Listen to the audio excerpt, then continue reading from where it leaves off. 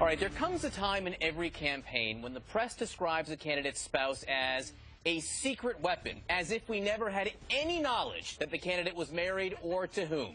This morning, New Day is letting the secret out early.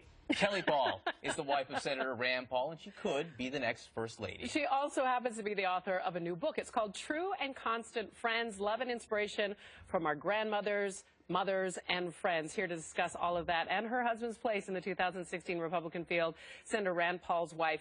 I actually just want to call you Kelley Paul instead of saying Rand Paul's wife or the wonderful woman behind the candidate, because you're a fabulous lady in your own right. Good morning to you. Thank you, Michaela. Congratulations on the book. We're going to talk about that a little bit, but we have to, I don't think I've ever met a secret weapon. What does it feel like to be the secret weapon? You know, it was obviously very flattering to be called that, but it's a little awkward answering that question, right? I was teasing one of my kids. I said, I just hope I don't see a headline that says secret weapon bombs.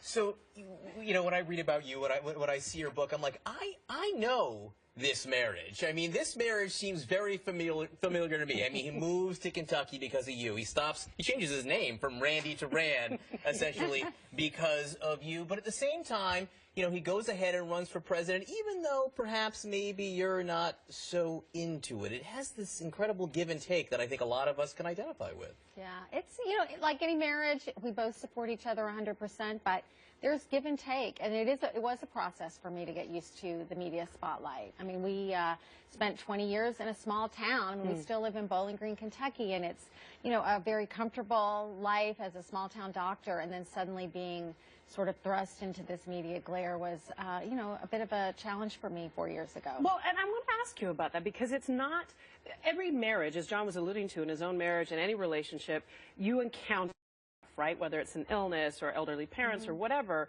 This is kind of a different thing. A, it's by choice, but B, it really thrusts you into a limelight that is unlike any other, and your family, too. Right.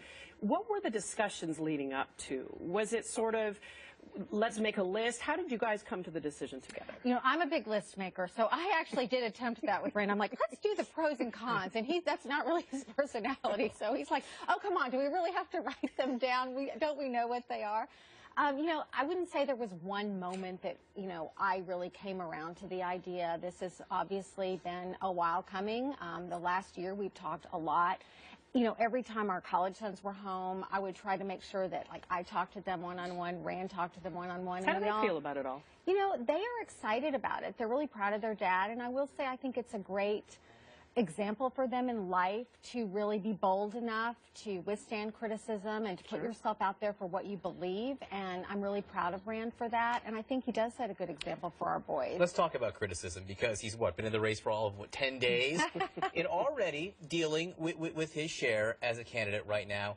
I want to play you a couple of the interviews that people are talking about right now. Oh, I bet I know which ones. I'm sure you do, but I want to ask you specifically about them. So let's play them. This is your husband talking to CNBC and also the Today Show. There's let me finish. Hey, let me finish. Hey, Kelley. Hey, I'm sorry, go ahead. I'm sorry, go ahead. Calm down a bit here, Kelley. Why don't you let me explain instead of talking over me, okay? Before we go through a litany of things you say I've changed on, why don't you ask me a question? Have I changed my opinion on? That would be sort of a better way to approach an interview. Okay. So you just watch it again here. I'm sure you've seen it before. When you see the shushing right there as we play the video, what do you think? You know, I see his frustration in trying to, you know, not have his ideas misrepresented, and being eager to get into the conversation. Anytime you see political pundits, they're all trying to jump in, and I think that he was trying to do that. It's not anything about women. I think he would have responded to a man exactly the same way. You can see how, as a woman, you can see. In fact, I'm wondering if you would have, if that had not been your husband and had seen that, would you bristle at the fact that he's sort of hushing? You know, it doesn't bother me that it's a woman. Again, I think that he would have responded to a male journalist in the same way. Now, again, you can make the argument, you need to be smoother, you don't need to be abrupt with people, you're trying to, you know, win over people for your ideas, and I think that's legitimate. But it does bother me that suddenly I'm reading headlines that, you know, does Rand have a problem with women? Because one of the things I tried to point out yesterday that a lot of people might not know about Rand is that his longtime partner in his ophthalmology practice is a female surgeon. They worked together for over 10 years in a, you know, two-person practice together and had a great relationship. And if you know anything about medicine, your surgical partner is your key person in your business and professional life, and you have to trust them and respect them.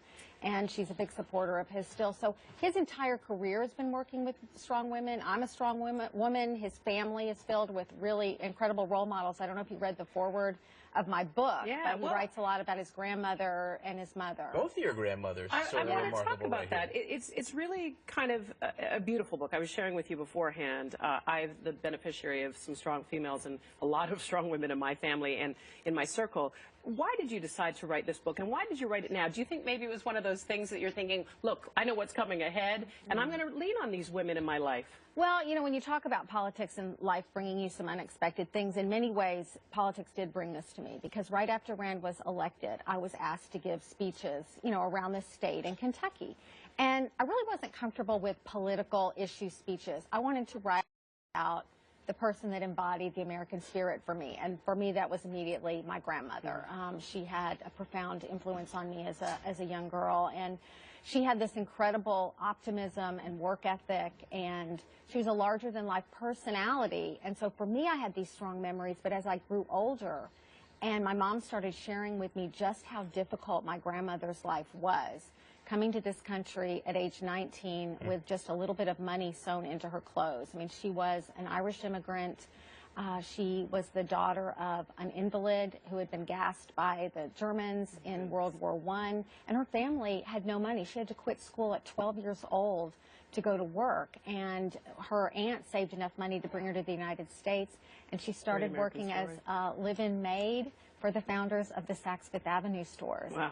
And so her years working as a maid in New York, you know, exposed her to all these wealthy families. So she had incredible style and love of home decor. And she just embodied for me the idea of your outside circumstance doesn't define who you are, and the importance of doing a job and doing it well is important. So when I wrote that speech, people would come up to me afterwards and they'd say, resonated with well, it's them, just like you. They wanted to start telling me about their grandmother or someone in their life. And so that's when I got the idea for the book, to really explore who these people are in our lives and who in other people's lives was like Julia. You talk about your group of friends here, you know, from college that you lean on when times are good and times are tough. What do you expect you will be needing for them, from them in the next several months, say around Iowa? You know, they're amazing, and they've been there for me for 30-some years. And, you know, we're there for each other in good times and bad. They make me laugh. You know, sometimes when things aren't going great, you know, I get a funny email or a great phone call or something.